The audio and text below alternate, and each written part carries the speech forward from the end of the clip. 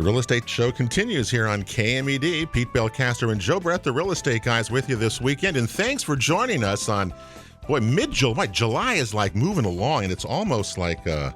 And summer is going to be gone pretty soon. It's going to be August, and Labor Day is going to be here, and nothing. It's really funny. Things move along, don't they? I'll tell you, that's for sure. Well, we're excited today because commercial real estate and the whole economic part that we discuss so many times in our shows is just such it's kind of the hidden part of our real estate world, and it's such an important part. So Frank Mania from Tycor Titles here. Frank, first of all, how are you doing? How are you doing midsummer here? Are you busy? I mean, what's going on? Oh, I'm doing fine. Lots of things going on in my life. I'm very involved with the Home Builders Association. Right. And, so are we now. So are you now. And somehow Brad Bennington, he's just kind of like in your life now. I keep volunteering to chair their golf tournament. This is my 20th year that I did their golf tournament with the Rogue Valley Association of Realtors. And I added the element of comedy. I've brought a comedian out to do a show for us the last couple of years. And a couple of guys got a little creative, and I ended up being the comedy show with a roast. Oh, my goodness. I missed that. I would have been taped that, by the way. I've heard there's lots of pictures floating around here somewhere, and I've already seen some of them. And you raise a lot of money, by the way, don't you, in that golf tournament? We do. All the money that we give away, we pick a charity every year, and this year we chose the group Redemption Ridge that works with the minors that are getting caught up in the sex trafficking, and it's unfortunately become a big problem here in Southern Oregon. So, we're trying to help that group out this year. It's always cool what people do and have passion, what they raise money for and support. That's really cool. Absolutely. All right. Well, that's good to hear that things are going. Colleen Johnston has been with So Ready. 13 years. We met years. That's how far back because we met years ago when you were around. First of all, nice to have you here on the show. Nice to visit with you, Colleen. Thank you, Pete. Glad to be here. So, gosh, you think of So Ready, the Southern Oregon Regional Economic Development Association, correct? Incorporated. That's like that kind of thing there. I remember when I was back in the news days of doing stories with So Ready back in the 80s and the 90s, a long time ago here. So it's been around.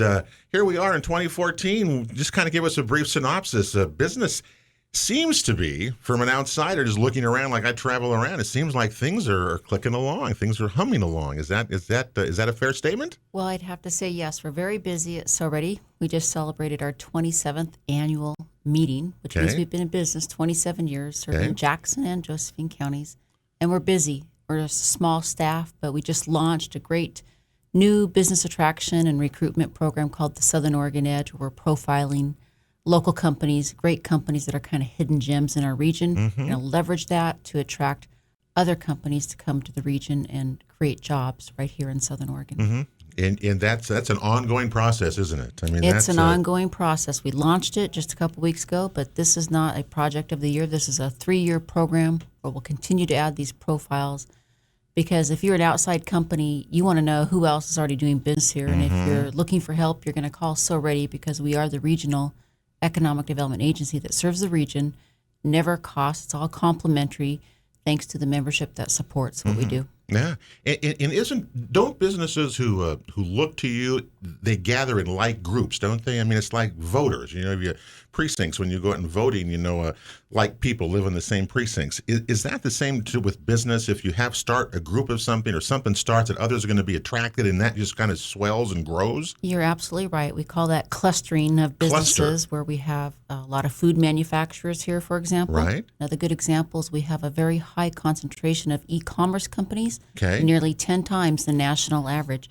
So they want to cluster together because of the expertise, the labor pool, the infrastructure that already exists. It's already there. I got to ask you this one question. We talked about before the election about the GMO vote and what that might possibly do to our county economically, for agricultural products, for things like that in the future. Have you, in the world of So Ready, is that discussion about GMO-free Jackson County, about the agriculture world that we're entering into, which is very different than what we've had, is that something that you guys ever talk about? We haven't really talked about that, because we need to stay mindful of the fact that we are a private-public partnership, where we have our counties and jurisdictions on one side and business on the other side. And so we're the liaison. So we really stay focused on the business interests and how do we get those traded sector companies to the region. That's our niche. Well, if what you said is true, Colleen, and I agree with you in terms of clustering, just in the real estate world, and Bob Gervais may be able to answer this probably more because he's my little experience with it. Is I've had a number of clients that I'm showing properties to that are coming here and interested because this is a GMO-free county now. They want to grow organic things for this purposes, et cetera, et cetera. And it seems like the value of rural properties is going to go up as a result of this, and we're going to have a whole new group of world people working out here. Bob, does that make sense to you? Hindsight's 20/20. You're talking that thing, yeah? Hindsight's 20/20. I'm working with a longtime friend of mine from Southern California, and he was surprised that the Medford area has changed so dramatically over the last few years. Have we had some changes? What's interesting is when it comes to house sales, what drives house sales, and that's jobs. Jobs. You have to have the jobs before the house goes. So you need to have that infrastructure of job of manufacturers or retailers or whatever type of job that you have. And it brings people in there. It also keeps younger folks in here because they can find a job that can actually they can pay stay. a They salary. want to raise a family here. So, and we're changing. This whole area is changing. I mean, the reality is a fantastic place to live. Even though it's a little warm this week, this is a great place. We got our lakes, we got our rivers. It's a beautiful community with great people, and we're going to continue. We've seen an uptick in the commercial arena more recently. More of our leases are getting out there right now. We've seen a lot of investors that want to come into the area. They want typically a higher cap rate than they have, but you're only getting 0.5% in the savings account, guys. Hard to get a 10% cap rate. Explain just what 10% cap rate is for people. Well, investors buy investment properties for the yield. So if you put $100,000 in the bank and you have a 10% cap rate, or your income is $10,000, or vice versa, you earn $10,000, right, and you got $100,000 in the bank, you get a 10% return. That's your cap rate. Your return on your investment. Return on investment. And people need to look at that, but to get that kind of return on your investment here locally, from an investment standpoint, like income properties such as rentals and so on and so forth, is a little bit more difficult. Mm-hmm. But we do see activity starting to come into that area. It sure seems that there's a lot of activity going on. Frank Mania, you publish from Tycor you keep track of all this. Yes. In terms of investors and what's sold, what's leased, this kind of thing. What's happening with that right now? What are we doing there? It's been a fairly active year. Our overall activity on commercial, agricultural, and multifamily is a little bit down this year over last year, but it's not because of any financial situations or appraisals. That's kind of not the issue. What I keep hearing is back to what Bob was talking about was cap rates. The investors are looking for higher returns on property. Higher returns on properties. Are we selling property? Yes, we're seeing more sales this year, I think, than we've ever seen in the last couple of years. We've got some new development going on. We've got Lithia's building their dealerships up the road here. Up on Highway 62. Highway 62. They've got several dealerships going on up there. We've got some retail buildings and the new Panda Express coming in down by Rogue Federal. I see where there's a lot of activity there. Right, and Rogue Federal's expanding. And Rogue Federal itself, they're building down there, so that's all happening. And of course, you got the interchange, the Phoenix interchange that's been underway, and I'm hearing just the other day that. The bypass going up behind Costco and Sportsman's Warehouse is going to go to bid somewhere around March next year. Jeez. And that construction will probably start somewhere in June or July next year. So the infrastructure is coming. We've got people looking at multifamily. The banks are out there trying to make loans. I'm getting calls from loan officers wanting to know who owns commercial properties because they're pretty flush with cash trying to make loans out there. So. Lots of activity going on right now. Jeez, we've been doing this for years with you. I've never heard you just go on and on with stuff. I mean, that's a mouthful. Yeah. Well, a lot of sellers have become more realistic, don't you think, Frank, now about what they want for their properties? Yes. They've adjusted, and when they're priced right, they sell now. Yes. All right. Yeah. Right. Colleen, what do you see in this thing? I mean, you hear Frank saying this stuff. How is it? How is it to bring? Hard is it to bring this? I mean, your job is to bring jobs in here and people and business. I mean, and you're competing with every county and every city in the world. I mean, for this kind of thing. And I think a lot of us have false expectations of what we expect maybe from a group like SOREDI or the different economic associations. But tell us what you're seeing and what you're experiencing and what you've seen.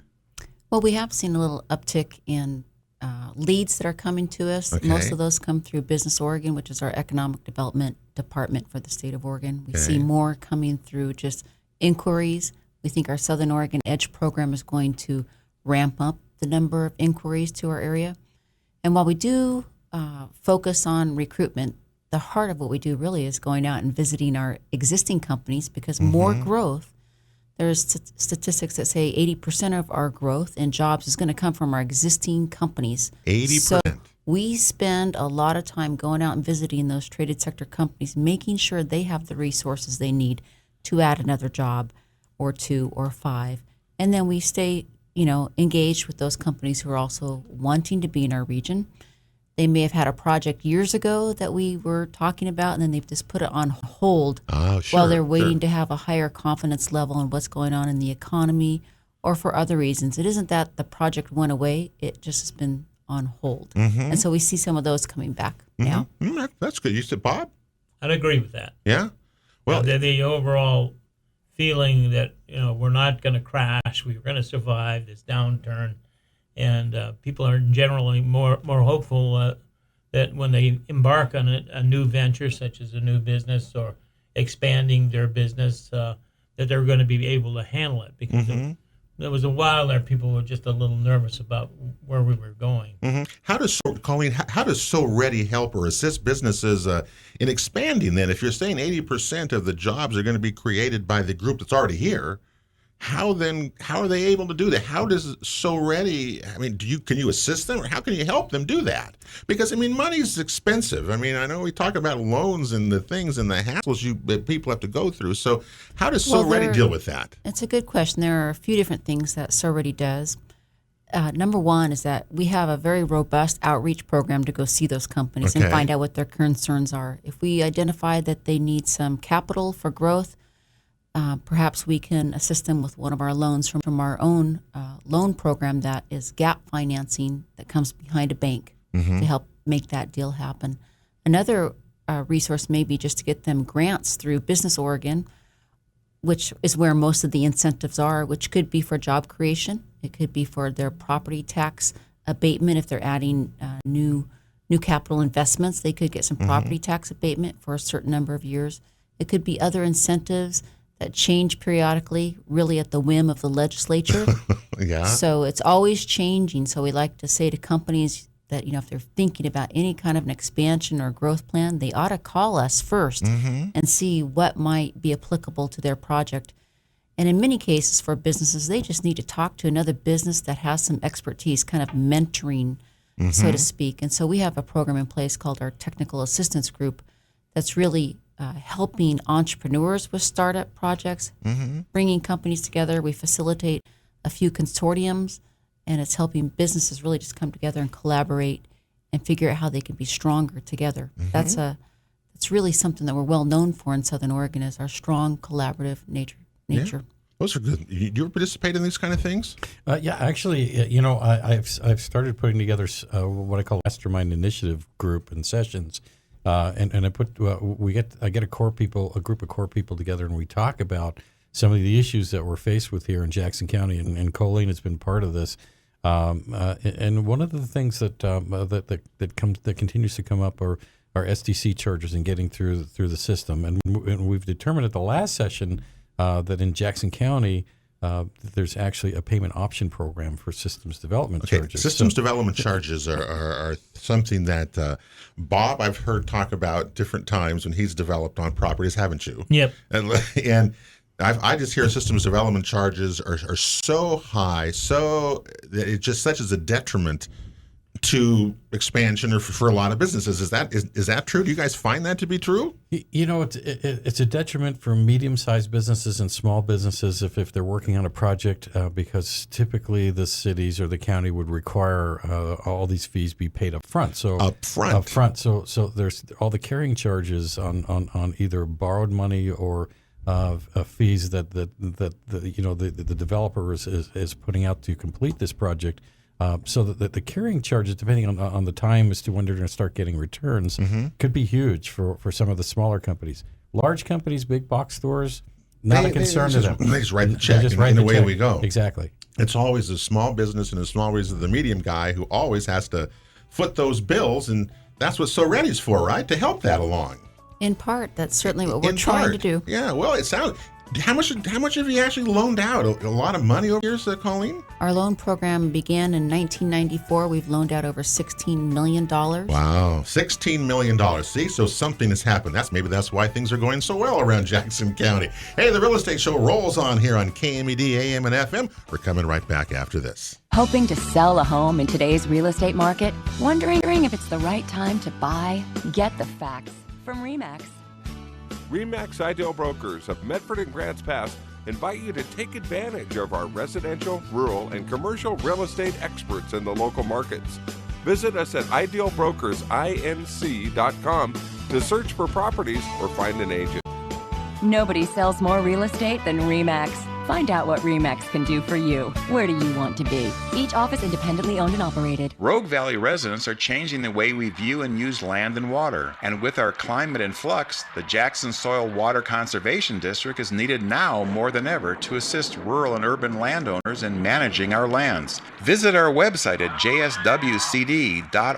Learn how to put up rain barrel catchment systems, manage pasture and small woodlands, or even learn how to deal with drought conditions on your land. The Jackson Soil Water Conservation District is dedicated to enhancing the value of your property. Most services are free. Knowledge gained, priceless. Managing rental properties takes a person with special skills to mediate landlord-tenant relations, a person knowledgeable of the laws governing fair housing, and there's a lot of them, and a person with experience and a track record of success. It's fair to say that Laurel Adams, owner of All Cities Property Management, is that type of person. Landlords trust her advice, tenants know they're treated fairly. I wouldn't trust my rental property management to anybody but Laurel Adams and her staff at All Cities Property Management. To view available rentals, visit them at allcitiesprop.com. Ticor Title has been the leader in title and escrow services. Hello, I'm Shelley Culbertson, Sales and Marketing Manager for Ticor Title.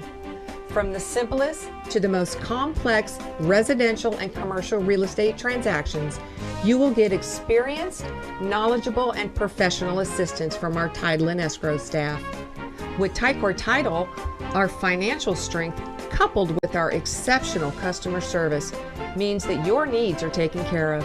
Don't let time tick away while you do nothing. In the last few years, that's what many businesses did about advertising. Nothing. Because they cut their advertising budgets. So what ended up in their pockets? You guessed it. Right now, you're listening to radio, and that's something. So visit this website when it's convenient and learn how easy it is to advertise on radio. And see the study on the top online marketing trends for 2014. It's really something, too. Don't wait any longer. Make this moment count for something. Visit medfordadvertising.com. Celebrating 11 years of saving kids. The Brittany Ride event and Seven Feathers Casino Resort welcomes America October 10th. Tickets on sale June 11th. Details at BrittanyRide.com. This is a Fox News alert. I'm Lillian Wu. An American prisoner of war in Afghanistan is now free. I've spoken to a senior U.S. defense official who tells me that Bo Bergdahl is in good shape. He is, according to this official, he has lost some weight. He is scared. He clearly is a little disoriented and weakened after years of being held in captivity by the Taliban. Fox's Jennifer Griffin saying the release of Bergdahl taken in 2009 comes at a price. There are 5 Guantanamo prisoners who are being released, and they are, Taliban commanders who will likely be back out on the battlefield at some point. The president says he's called Bergdahl's parents to, quote, express our joy that they can expect his safe return. The handover following indirect negotiations between the U.S. and the Taliban, with the government of Qatar serving as a go-between. This is a Fox News Alert.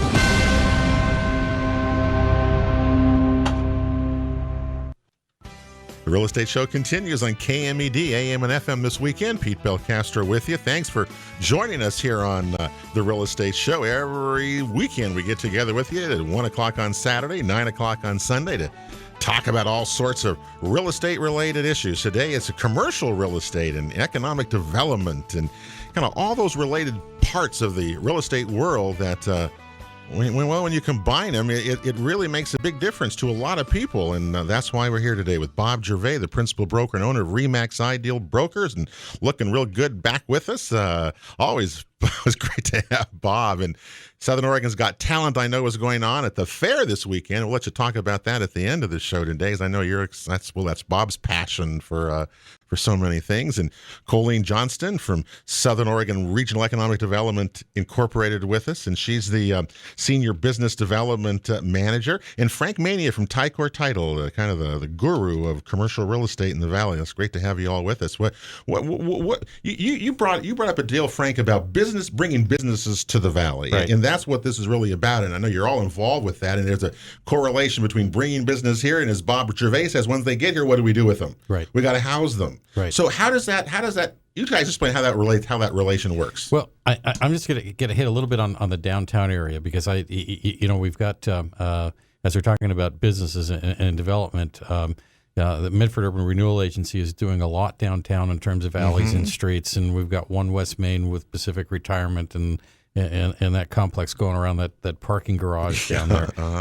And what I'm hearing too about and talking to brokers around town is that changed people's interest in the downtown area? Yes, it is. Okay. And Medford, the city of Medford is certainly aware of all that's going on. But one of their comments at the Chamber Forum lunch the other day was, as we continue to grow and develop and start bringing businesses into town, what we're short of is housing. Okay? Housing. Okay. So yes. Now, you wouldn't think that. I mean, you wouldn't think that, Bob. How is that possible? Well, we were going gangbusters in 2003, 4, 5, even 6. Yeah. And then the bottom hit, and it changed dramatically. Economically, if you understand that when a house is actually sold, it affects at least 26 families that had something to do with that house, whether it be the contractor, the framer, the roofer, the whatever. And when those people are making money, that money is actually buying them a trailer, helping them pay their house. So the money stays internally here. So when that kind of dried up, there was really literally no building. There was no building, yeah. Very, very little building going on at the same time. In the last year and a half or so, things have turned around. We see new houses back on the market. But predominantly the land inventory that is being purchased by these builders or developers were taken over or bought from a bank who took them back from a builder or developer that didn't make it. So they were buying this land at costs that were you couldn't normally buy them and put in the infrastructure at the same time.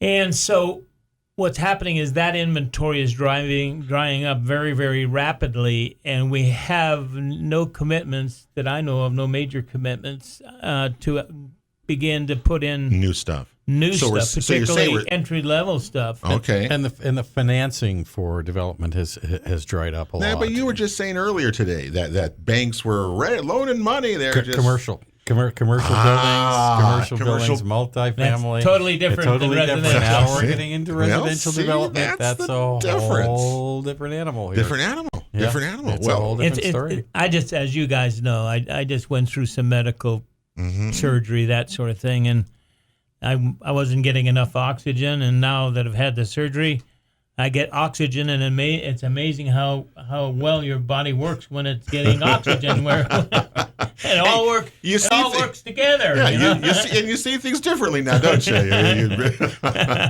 Well, that's interesting to know because you wouldn't think they related, even though we're seeing in the home building world. I think that 6-month report that we saw from the MLS had like 130 new construction sales during that 6-month period, but that's still not enough to make up for what this is. All right, let's go over to. Go ahead. No, I was going to say, and the behavior patterns of buyers has changed dramatically a lot. I think we've seen people lose houses or children watch their parents lose houses and go through the financial distress. So we're seeing a lot of behavior patterns, and there's a lot more education now when it comes to buying houses. And I think Bob can kind of share some comments there on that. That's an amazing study all by itself. I found out the other day I come from the silent generation. That's before the baby boomers. There's all kinds of names for all the new generations out there. Now, I'm not sure where we're at, And Bob. it's funny, growing up as a kid, part of, at least from a man's perspective, part of his value, his personal value was that he could provide for his family, build a nice house, get a nice retirement, and live in, what did they call it, the golden years. Golden years. Yeah. Well, then it changed to silver. Now I think it's more like copper. But here's the reality. Way back when, our generation built big houses. Now the younger generation says, no, I don't want to strap myself with that big house payment. I want something a little less expensive that I can afford, and so that the dog wags the tail, not the tail wagging the dog. Yeah. So when you're buying a house, a word of warning, don't buy over what you can afford to buy. And that's what was happening. People get caught up on this, I better buy now, I'll never buy, and it was overpriced, and then pretty soon they lost their job or whatever, and then they couldn't afford the house that they were in, and that's so what it became the snowball. Yeah, it became that kind of thing. Let me ask Colleen Johnston from So Ready. What's the biggest thing? I'm sure you're in all sorts of discussions. You get into meetings. I'm sure you go to a lot of meetings. Yes, we do. What would be the biggest thing that would help economic development or bring this? We're talking about jobs into this valley. What would be something that you say that would be a major thing that would really change the view or perception or whatever here? Well, I think it's interesting that you just asked that question because I just came from a meeting that was a forum with Business Oregon where we had 80-some people there talking about this very issue. What does Oregon need to do better? Okay. What does Southern Oregon need to do? And some of the issues that came up that constraints for us is that we need a stronger technical workforce to fill the jobs that we want to attract here. So we need a better labor pool. Because if you're out trying to recruit your business owners, you have to have a labor That's right. pool to do it, right? You're exactly right. That's the number one concern of businesses coming into the region. Will I find the workforce I need here? And what kind of technical vocational trainings do you think are lacking for us here? Well, we really do lack an engineering pool in all disciplines of engineering. So it'd be great to have some kind of synergy between Oregon Tech and Southern Oregon University and Road Community College. We've talked about that, but I don't know if that's ever going to happen. Health professions, higher health professions, but just technical skill, especially in the high-tech industries, software developers, people who understand mobile apps and all these things that are going on. We want to attract highly technical jobs, but we need to have the workforce here also. And so we need to have the schools and the engineering talent and all those things here. And what's stopping that? Why isn't that? That seems to be reasonable. In terms of if you're at RCC or those kinds of things. What's stopping that? Well, we think that part of the problem is that the youth in our society today don't really understand what the opportunities are here in Southern Oregon. Okay. And again, that goes back to my sharing earlier that we have developed this campaign, the Southern Oregon Edge, to tell the story of companies that exist here and that there is opportunity here. And then we want to take those companies and map out the pathway to get to those careers and connect that with the schools and the talent so that your son or your daughter doesn't have to go away to some job because they're actually here. We just haven't told the story. There's smaller companies hidden out there in all our different little communities. Yeah. They exist. There's opportunity.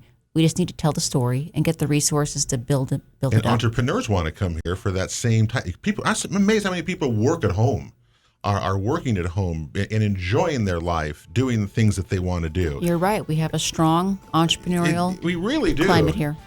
Yeah, we got so many good things going on and good people taking care of it too. So we ought to be successful, right? But boy, so many rural communities in our, not here in Medford, but rural communities, as you know, are suffering greatly all around our state. And that's really sad as you see so many kids leave, at graduation. We see that every year here, don't we? We got to stop that. We'd much rather have them come here. Hey, we're coming right back after this.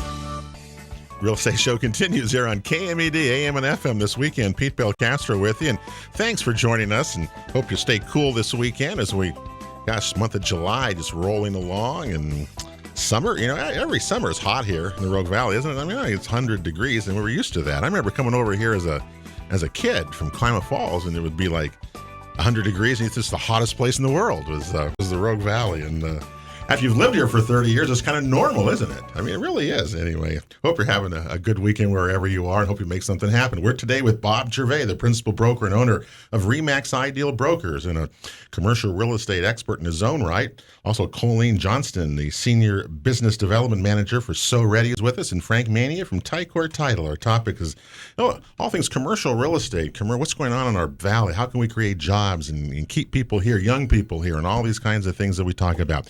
Colleen, before that last break, I just want to get one last section from you here. You talked about how to bring people here, the obstacles you're up against, technical assistance. That's the thing you mentioned would help a lot. What else what about wages? And I hear so much about our tax structure in our state, that it's not conducive to businesses. So how do those two things rate in when you talk to people potentially moving here or those who are here trying to expand? Well, I can say that our wages are much lower than the rest of our counterparts in the state, particularly Portland. It's definitely a concern. We need to get the wage and total compensation package higher. That's something if we want to attract more talent to the region and more companies.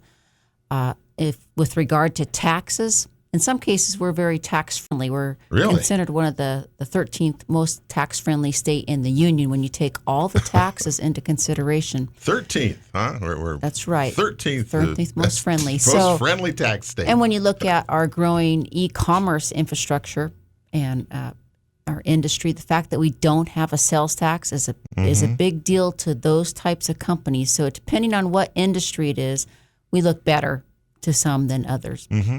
So if there's no sales tax and you do e-commerce, you would not have to pay the sales tax, right? If you come here, well, that's still up in the air. I mean, I guess I've heard lots of different debate on that. There's some details on that, whether you have nexus in another state, whether you have to pay the sales tax or not. All right. Frank, before we get out of here, you're optimistic that there's a lot of construction going on. We talked about downtown Medford, and I know seems like that activity is robust and is going to continue all summer. So people are going to see a lot of things happening now. I don't think there's any doubt about that. Yeah, I think Medford Urban Renewal is on that. The city of Medford's in favor of that.